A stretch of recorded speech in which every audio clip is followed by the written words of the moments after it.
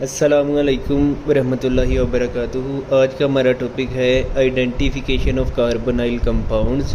तो इस टॉपिक में हमने पढ़ना है कि किस तरह से हम कार्बोनाइल कंपाउंड्स को दूसरे कंपाउंड्स के साथ डिफरेंशिएट कर सकते हैं। या आप लोगों के पास फ़र्ज़ करें दो कार्बोनाइल कंपाउंड्स हैं, एक एल्डिहाइड और कीटोन है। दोनों अननोन सैंपल हैं, आप लोगों ने दोनों का पता लगाना है कि कौन सा एल्डिहाइड और कौन सा कीटोन है। तो ये भी इसी टॉपिक के अंदर हम स्टडी करेंगे। सबसे पहला जो टेस्ट है वो है 2,4-DNPH टेस्ट। DNPH का मतलब होता है डाई नाइट्रोफिनाइल हाइड्राजीन। तो aldehyde and ketones form a yellow और red precipitate with 2,4 nitrophenyl hydrazine solution. अब दोनों एल्डिहाइड भी और कीटोन्स भी दोनों के दोनों ना इस रिएजेंट के साथ केमिकली रिएक्ट करते हैं और रिएक्ट करने के बाद या येलो या रेड प्रेसिपिटेट बना देते हैं। तो दूसरे जो कंपाउंड होंगे वो ये वाला टेस्ट नहीं देंगे एल्डिहाइड या कीटोन्स के अलावा। तो फ़र्ज़ करें आपके पास एक सैंपल है जिसमें कोई और भी कंपाउंड है और एक अननोन सैंपल है आप लोगों के पास एल्डिहाइड या कीटोन का। आप लोगों ने दोनों का रिएक्शन 2,4-DNPH के साथ करवा देना है।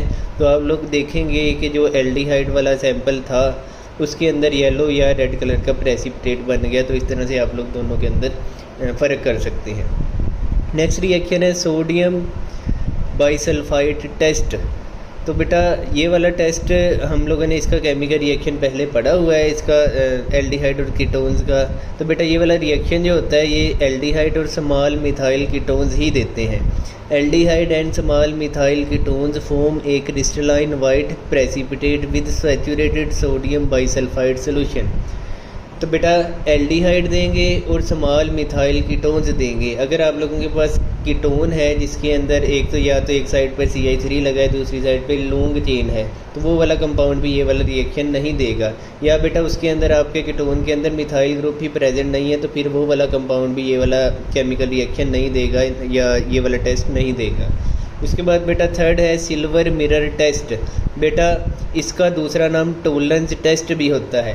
अब पिछले टॉपिक में आप लोगों को मैंने बताया था कि ये जो टोलेंस रिएजेंट है और इसके अलावा मैंने आपको बताया था फेलिंग सोल्यूशन और उसके अलावा बेनेडिक्ट सोल्यूशन, ये तीनों माइल्ड ऑक्सीडाइजिंग एजेंट होते हैं। ये सिर्फ ना एल्डिहाइड को ऑक्सीडाइज करते हैं, कीटोन्स को नहीं करते। तो बेटा ये जो टोलेंस टेस्ट है ये सिर्फ एल्डिहाइड के कंपाउंड ने देना है, कीटोन के कंपाउंड ने नहीं देना। तो सबसे पहले बेटा इसमें हम पढ़ेंगे कि हम लोगों ने टोलेंस रिएजेंट को कैसे बनाना है। तो बेटा टोलेंस रिएजेंट को बनाने के लिए हम लोग सिल्वर नाइट्रेट का रिएक्शन करवाते हैं अमोनियम हाइड्रो ऑक्साइड के साथ। तो बेटा इनका जब रिएक्शन होता है तो हमारे पास इस तरह का ये कंपाउंड बनता है AgNH3 ट्वाइस, उसके बाद ब्रैकेट में OH लगा हुआ है। बेटा इसको बोला जाता है अमोनिकल सिल्वर नाइट्रेट सोल्यूशन।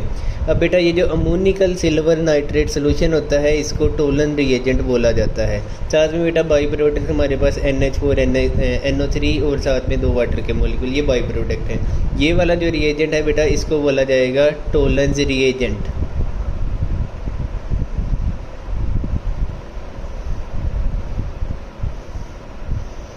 अब बेटा पेपर में ये MCQ भी आया हुआ है कि टोलेंस रिएजेंट क्या होता है, तो आप लोगों ने इसका आंसर बताना है अमोनिकल सिल्वर नाइट्रेट सोल्यूशन। अब बेटा यहाँ पर देखें इस एल्डिहाइड मॉलिक्यूल का रिएक्शन हम लोगों ने करवाया है टोलेंस रिएजेंट के साथ। तो एल्डिहाइड के मॉलिक्यूल ने ये वाला रिएक्शन दे देना है, जबकि कीटोन ये वाला रिएक्शन नहीं देता। तो एल्डिहाइड यहाँ पर ऑक्सीडाइज हो जाएगा। तो हमारे पास जो प्रोडक्ट बनता है वो बनता है RCOONH4। साथ में हमारे पास 2 सिल्वर के एटम बने, 2 अमोनिया के मॉलिक्यूल्स बने, साथ में हमारे पास एक वाटर का मॉलिक्यूल बना। अब बेटा ये वाला रिएक्शन ना हम लोग एक टेस्ट ट्यूब के अंदर करवा रहे होते हैं जो कि ग्लास की बनी हुई होती है। जैसे ही हम लोगों ने ये रिएक्शन करवाना है, इसके रिएक्शन के नतीजे में जो सिल्वर बनता है ना बेटा वो टेस्ट ट्यूब के ग्लास के ऊपर डिपॉजिट हो जाता है और वो ग्लास जो है आप लोगों को मिरर की तरह का लगना शुरू हो जाता है। तो इसी वजह से इस टेस्ट का दूसरा नाम सिल्वर मिरर टेस्ट भी है, क्योंकि सिल्वर की वजह से जो आपका ग्लास है वो मिरर बन जाता है। नेक्स्ट बेटा है फेलिंग सोल्यूशन टेस्ट। अब बेटा फेलिंग सोल्यूशन मैंने आपको पहले भी बताया है, ये भी एक माइल्ड ऑक्सीडाइजिंग एजेंट होता है। तो इसने भी सिर्फ एल्डिहाइड को ऑक्सीडाइज करना होता है, कीटोन को ये ऑक्सीडाइज नहीं करेगा। अब बेटा फेलिंग सोल्यूशन होता क्या है, इसकी डेफिनेशन यहाँ पर लिखी है। Alkaline solution containing cupric tartrate complex ion. अब टार्टेरिक एसिड के अंदर ना बेटा कॉपर का बॉन्ड बना होता है, तो उसको बोला जाता है क्यूपरिक टार्टारेट कम्प्लेक्स आइन। यही इसकी बेटा डेफिनेशन है। अब कौन कौन से कंपाउंड ये वाले रिएक्शन देते हैं? Aliphatic aldehyde give this test. बेटा ये वाला जो टेस्ट है सिर्फ एलिफेटिक एल्डिहाइड्स ने देना है। एलिफेटिक बेटा कार्बन की चेन को बोला जाता है। इसमें बेटा कार्बन और कार्बन का सिंगल बॉन्ड होता है, डबल बॉन्ड हो सकता है या ट्रिपल बॉन्ड हो सकता है, और स्ट्रेट चेन को बोलना है। यानी कि बेटा अगर एल्डिहाइड का फॉर्मूला आप लोगों का इस तरह से है RC डबल बॉन्ड O और यहाँ पर H, यहाँ पर बेटा कार्बन की स्ट्रेट चेन होगी, रिंग की फॉर्म के अंदर यहाँ पर नहीं होना चाहिए।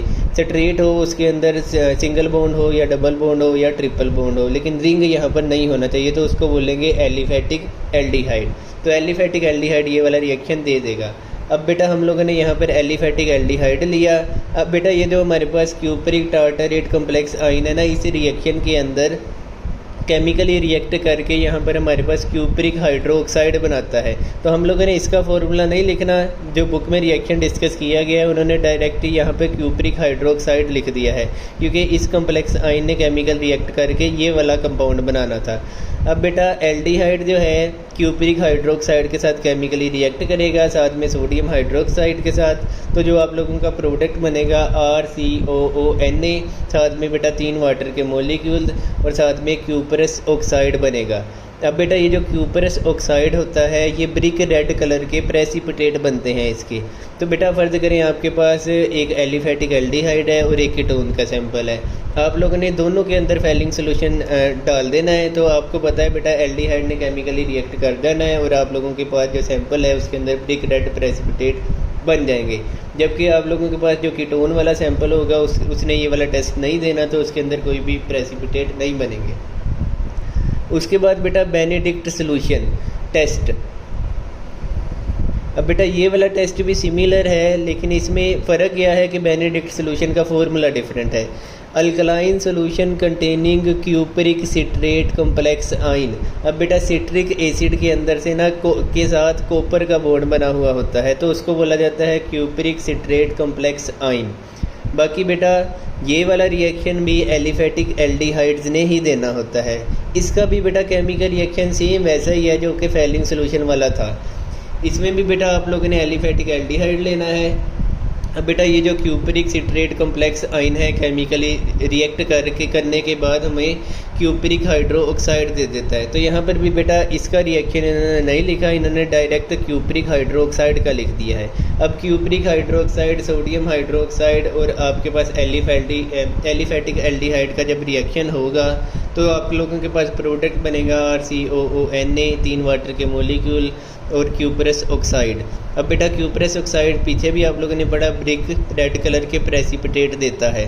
तो बेटा ये सिर्फ एल्डिहाइड्स ने ही रिएक्शन देना होता है, कीटोन ये वाला रिएक्शन नहीं देते।